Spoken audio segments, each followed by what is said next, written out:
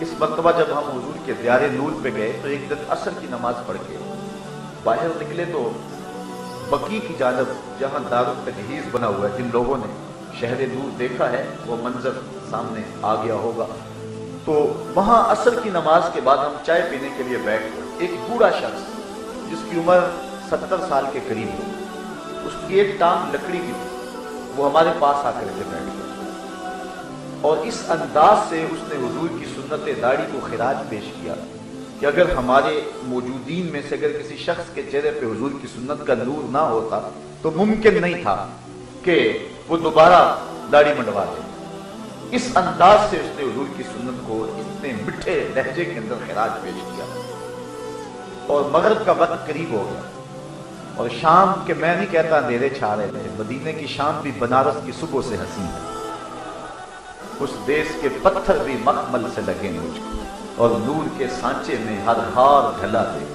مدینے کی شام بھی جو ہے وہ صبحوں سے حسین ہے، روشن، بلکہ وہاں جب شام ہوتی ہے لگتا ہے دن چڑھ آیا ہے۔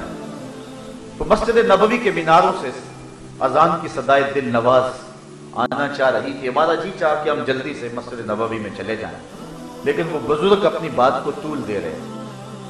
ہم نے ان سے جان چھڑانے کی پوزیشن میں ان کو سلام کیا اور کہا کہ اللہ آپ کو لمبی زندگی دے، ہم جا رہے ہیں، اللہ حافظ، السلام علیکم۔ جب یہ لفظ کہہ کر کے میں واپس پلٹا تو ان کے چہرے پہ میں نے دیکھا غصہ ہے، اور میں نے جب غور سے دیکھا تو ان کی آنکھوں میں آنسو تھے۔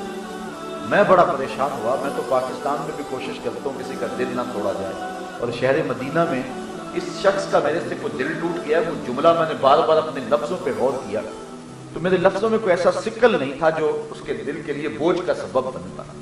تو خیر میرے قدم رک گئے، میں نے کہا کہ بزرگوں میں نے کیا بری بات کہی ہے، میں نے یہی کہا نا اللہ آپ کو لمبی زندگی دے، اور آپ ناراض ہو گئے۔ تو وہ بزرگ رو پڑے، کہنے لگے 46 سال ہو گئے مجھے مدینے میں موت کا انتظار کرتے، اور تم اب بھی مجھے زندگی کی دعائیں دے رہے ہو، میں تو چاہتا ہوں کہ مجھے شہر کے اندر موت آ جائے۔ تو وہ شہر جس میں مرنا بھی آبرو ہے، علامہ اقبال کے شہر میں آیا ہوں، چلو اس حوالے سے مجھے اقبال کا ایک قصہ یاد آ گیا۔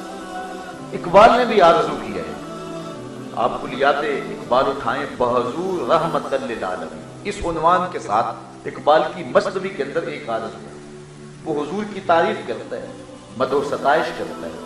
گرتے تو گردت حریم کائنات، از تو خواہم یک نگاہ التفات، بوریا ممنون خواب راہ تش، تاج کسرا زیر پائے امتش، شش جہت روشن سے تاب روئے تو، ترکو تاجی کو عرب ہندوئے تو۔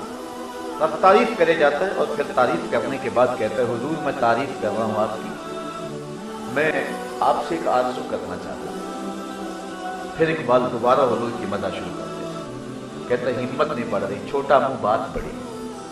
پھر اس کے بعد دوبارہ کہتا ہے آپ رحمت للعالمین ہیں، اس لیے میرا حوصلہ بڑھ رہا ہے اور میں عرض کر رہا ہوں۔ اور وہ عرض کیا ہے، کوکبم را دیدائے بیدار بخش، مرکدے در سایہ دیوار بخش، میرے مقدر کے ستارے کو روشنی دے دیجئے، مجھے اپنے روزے کی دیوار کے سائے میں قبر دے دیجئے۔ آرزو دارم کے میرم در حجاز، میری آرزو یہ ہے کہ میں مروں تو اس مٹی پہ میری موت آئے۔ اچھا یہاں تک عجز ہی عجز ہے، لیکن اس واقعہ کو بیان کرنے کے بعد، اس عرض کو بیان کرنے کے بعد آپ بس میں پڑے، اقبال کے تیور بدل گئے۔ پھر اقبال آسمان کی طرف سر اٹھا کے کہتا ہے پھر جب مجھے یہ اعزاز مل جائے تو پھر میں اس آسمان کو کہوں لانا اپنے ستارے، لا شمس و قمر، اے آسمان اپنے دامن میں چمکتے ہوئے یہ کمکمے اور یہ ستارے جن پہ تمہیں ناز ہے، ذرا لے گیا میری قبر کے ذروں کا مقابلہ تو کر کے دیکھا، کیونکہ میری قبر کوچہ محبوب میں بنی ہوئی ہے، تیرے ستارے میری قبر کے ذروں کا مقابلہ نہیں کر سکتے ہیں۔ تو حضرت امام مالک ساری زندگی حضور کے در نور پہ رہے، بول و براز کے لیے آپ مدینہ شریف کی حدود سے باہر نکلتے، تیزی سے دوڑتے، پھر واپس پلٹ آتے اور کہتے کہیں باہر مجھے موت نہ آ جائے۔ اور آپ کے اکثر کندھے زخمی رہتے تھے، اور کندھے زخمی اس لیے رہتے تھے کہ دیواروں کے ساتھ لگ لگ کے چلتے تھے، گلیوں میں نہیں چلتے تھے کہ حضور کے قدموں کے نشان پہ میرا کوئی قدم نہ آ جائے۔ یہ امام مالک کی محبت۔ 40 سال تک حضرت امام مالک نے حضور کے روضہ نور کے پاس بیٹھ کے درس حدیث دیا، 40 سال۔ امام شافعی کہتے ہیں کہ میں امام مالک سے پڑھنے آیا، ایک ادا ہی مجھے کھا گئی اور پھر میں انہی کا ہو کے رہ گیا۔ امام مالک جب حدیث روایت کرتے، محدثین کا طریقہ ہے، وہ کہتے ہیں کالا کالا رسول اللہ صلی اللہ علیہ وسلم، کہ حضور نے فرمایا، لیکن امام مالک حضور کے روضے کے پاس ہی بیٹھے تھے اور روضہ کی طرف اشارہ کر کے کہتے ہیں کالا کالا صاحب و حاضر مزار، اس مرکز نور کے مکین نے کہا ہے۔ تو کہتے ہیں کہ لفظ کھا گئے مجھے، اور میں نے کہا میں نوکری کروں گا ساری زندگی شخص کی۔ پھر امام شافعی نے ایک طویل عرصہ امام مالک کی صحبت میں گزارا۔ امام مالک نے 40 سال تک حضور کے روضہ نور کے پاس بیٹھ کے درس حدیث کیا، اور 40 سال میں ایک بار بھی ایسا نہیں ہوا کہ کتاب کے ورق کے پلٹنے کی آواز بھی پیدا ہونے دی۔ 40 سال میں کتاب کے ورق کے الٹنے کی آواز بھی پیدا نہیں ہونے دی۔ یہ حضور کی چوکھٹ کا ادب ہے۔ لے سانس بھی آہستہ کے دربار نبی، اے ایمان والو میرے نبی کی آواز سے آواز اونچی نہ کرنا۔ آج جس دور سے ہم گزر رہے ہیں، آج 72-73 فرقے جو حال کر رہے ہیں، الیاذ باللہ، لوگوں نے اپنی بحث کا مرکز بنایا ہوا ہے۔ نبی اس لیے مبعوث تو نہیں ہوئے کہ تم ان کا علم اور ان کے اختیار ناپور تولو، نبی تو اس لیے بلوا فراز ہوئے تھے کہ ان کی تعلیمات پہ عمل کر کے اپنی زندگی سوارو، اگر ضرورت پڑے تو نبی کے نام پہ جان بھی مار دو۔ لیکن آج کیا کچھ ہو رہا ہے، میں کہا کرتا ہوں ڈٹھے برق قرآن دے پھول سارے، تیری شان جیا نہیں کوئی ہو ڈٹھا، تیری شان دا کرے مقابلہ جیڑا، انہوں عاشقاں اصلی چور ڈٹھا، کوئی نور آکھے کوئی بشر آکھے، پیدا رات دنے ایہو شور ڈٹھا، اللہ والیاں گل مکا دیتی تو سا ہور ڈٹھا سا ہور ڈٹھا۔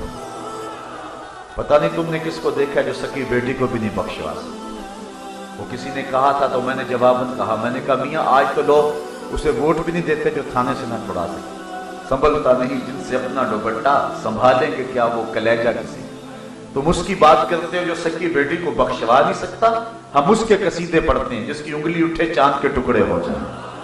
تم اس کی بات کرتے ہو جس کے چاہنے سے کچھ نہیں ہوتا، ہم اس کے قصیدے پڑھتے ہیں کہ جو چاہ لے تو خدا قبلے بدل دے۔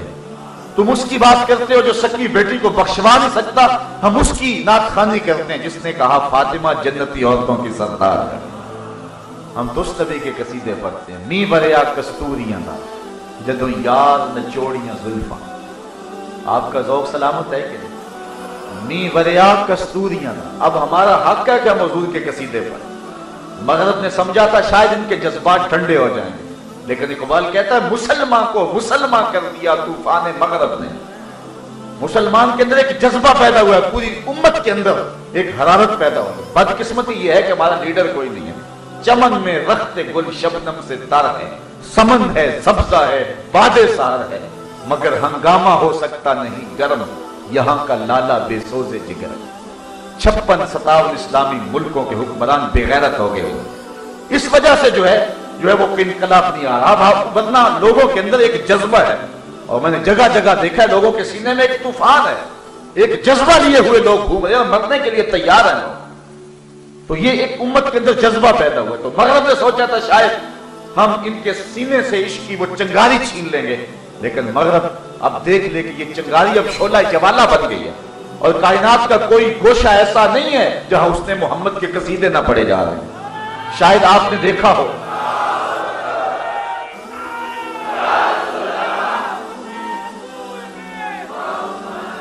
تو ہمارے اوپر لازم ہے کہ اب حضور کی قصیدہ خوانی پوری قوت اور پورے بانکپن کے ساتھ کریں۔ تو بات کر رہا تھا می وریا کستوریاں جدوں یار نچوڑیاں زلفاں، تے قبلہ عہدے بنیا سائن جدے یار نے موڑیاں زلفاں۔ ہم تو اس نبی کے چاہنے، آپ کو واقعہ تو یاد آ گیا ہوگا، کہاں یہ خیال کہ نبی کے چاہنے سے کچھ نہیں ہوتا، اور کہاں یہ قرآن کی آیت محبوب تو چاہے تو قبلہ نہ بدل دے۔ قد نرا تقلب وجهك في السماء فلنولينك قبلة ترضاها۔ کہا محبوب اگر پروگرام ہو گیا تو پھر بدل لو۔ قبیلہ بنو سلیم کی مسجد ہے، ظہر کی نماز میں 2 رکعتیں پڑھ چکے ہیں، 2 ابھی باقی ہیں، خاطر آتر میں خیال آیا قبلہ بدل جائے تو کیا ہو؟ طائر سدرہ نشین کے پروں کے پھڑ پڑانے کی آواز آنے لگی۔ کہا محبوب پروگرام بن گیا، پھر دیر کا ہے کی، ابھی رخ پھیر لو، یا اللہ تیری نماز تو پوری ہو لے۔ सहाबा ज़हनी तौर पे आमादा तो नहीं थे, क्योंकि सहाबा पहला किबला जिन्होंने देखा है वो बिल्कुल मस्जिद किबला तैन, अल्लाह आपको नसीब करे ज़ियारत उसकी, पहला किबला बिल्कुल शमाल में और मौजूदा किबला बिल्कुल जनूब। सहाबा को तो नहीं पता क्या होने वाला है, हुजूर रुख फेरेंगे परेशानी तो होगी, पहला नमाज पढ़ लेनी दी जाए, अब बता दिया जाए जो पढ़ ली सो पढ़ ली, आइंदा नमाज तो मुंह करके पढ़ेंगे। हमने नमाज का वक्त भी बदलना हो तो एक दिन पहले बता दें, कल से नमाज जोहर 2:15 बजे पढ़ें। अगर उसी दिन बता दें तो लोग तो गले को आएंगे, यार हम तो आए हैं 2 बजे के हिसाब से 15 मिनट और इंतजार करें। तो हमने नमाज का वक्त बदलना हो तो एक दिन पहले बताते हैं, यहां तो किबला बदलना था, एक नमाज ही पहले बता दिया जाता। कहा नहीं महबूब अभी रुख फेर दो, या अल्लाह तेरी नमाज तो पूरी हो ले, कहा मेरी नमाज बाद में पूरी होगी, पहले तेरी मर्जी पूरी हो। मी वरिया कस्तूरियां दा जदों यार नचोड़ियां जुल्फां ते किबला ओदे बनिया सायम जिदे यार ने मोड़ियां जुल्फां। हम तो उस नबी के चाहने उस नबी